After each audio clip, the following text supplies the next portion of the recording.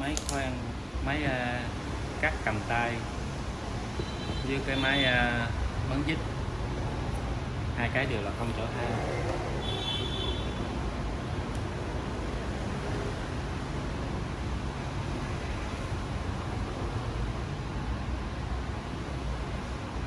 Lên tổng lô hàng là 1.600.000 rồi.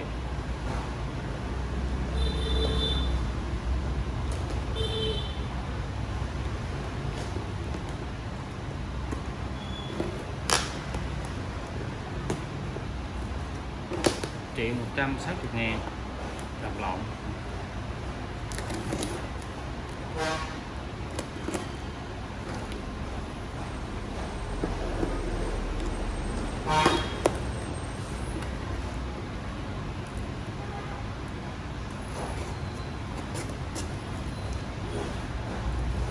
Shop gói rất là kỹ.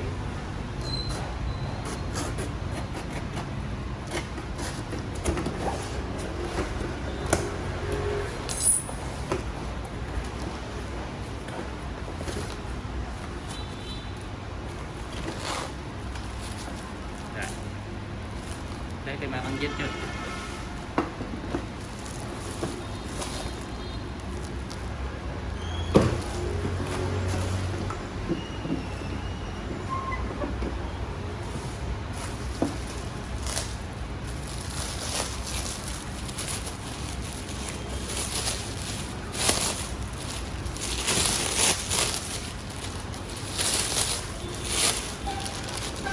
Cặp nặng lắm, chắc tay.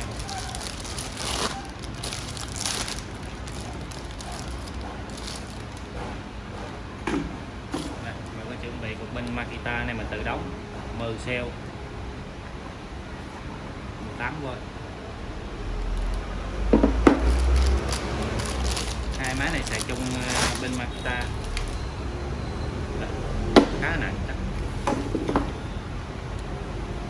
Này bằng kim loại. Lắp vào.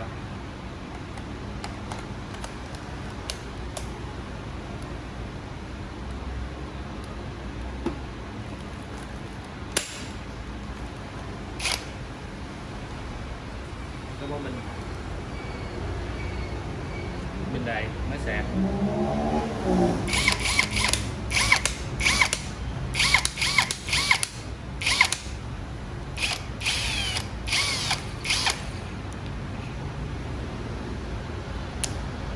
Nhanh chậm. Đọc chiều.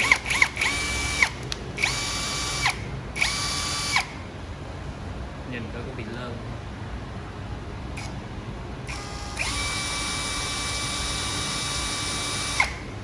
Có đèn.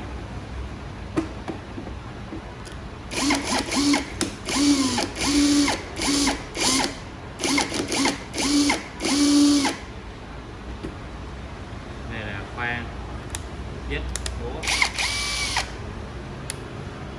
Búa dùng cái độ khoan tường. Này cái khoan gỗ, này nó bắt dít. Các cấp tường.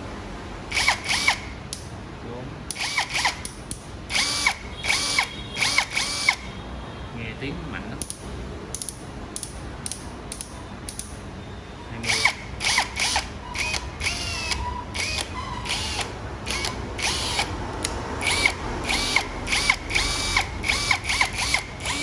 Nguyên body nặng.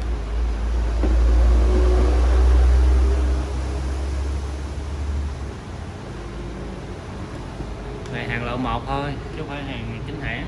Chính hãng rớt không nổi đâu. Bút led không chở than. Hàng loại 1 nhưng mà cũng loại xài được chứ không phải loại dởm đó.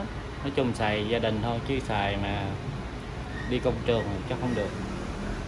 Tốc độ nè 16.000, 21.000, 28.000. DTW 285. Dán cũng xéo tem.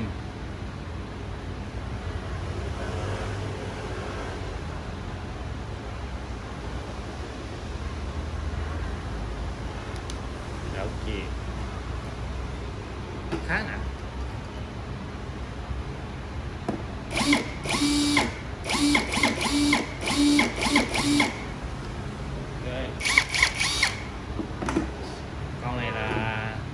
1.9, chưa có pin á, body không á. Rồi xong một con. Giờ tiến hành cái máy cắt này. Này nó bán là 490, hàng là một.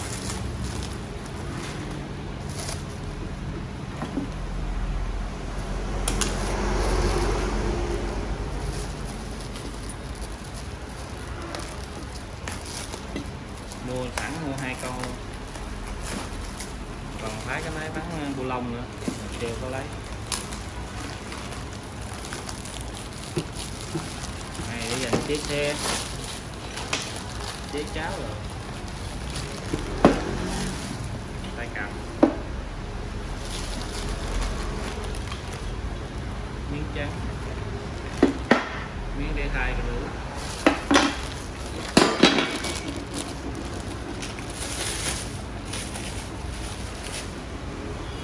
Không cho ngóc đây, okay.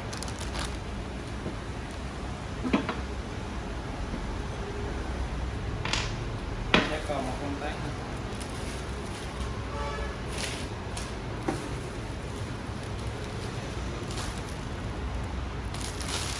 Không thấy con tát đây, tát bị rớt.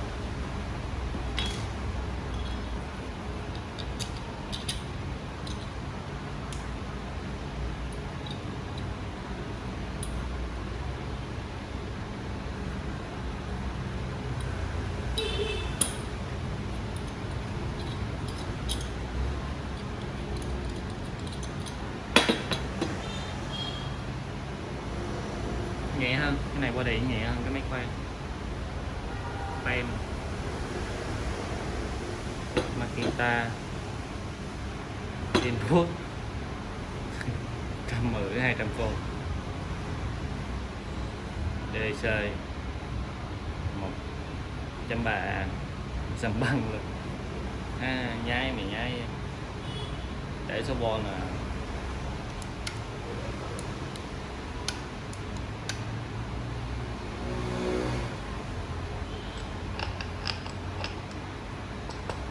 Ngày nhôm lúc lại giữ lử rồi.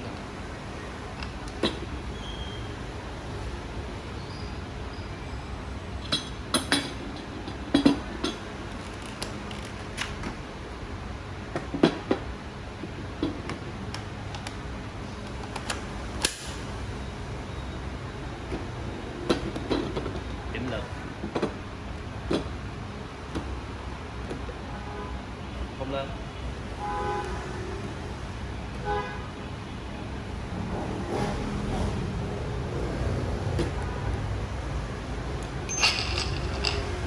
Đây, rớt.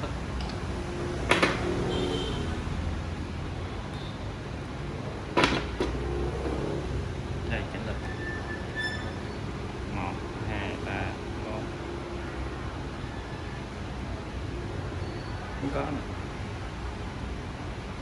L, M, H, L là thấp, M là trung bình, H là cao, deep.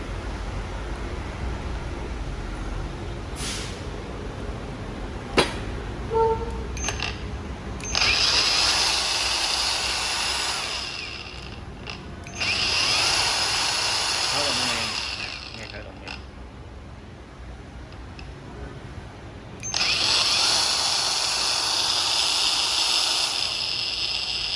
Chậm.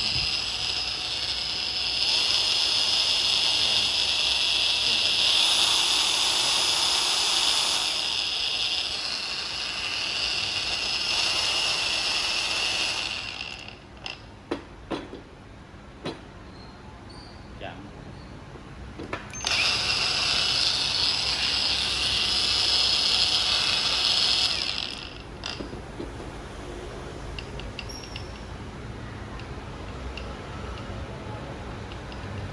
Có cái độ rơ.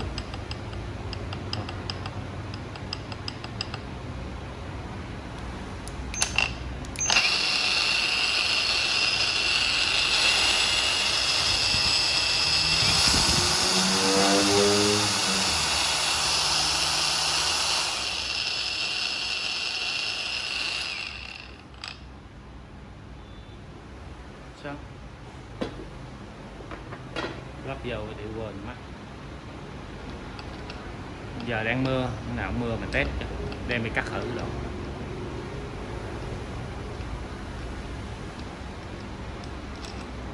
Đây 1.160.000 hai món, không có một bên nha, bên là mình đóng 2 năm xị.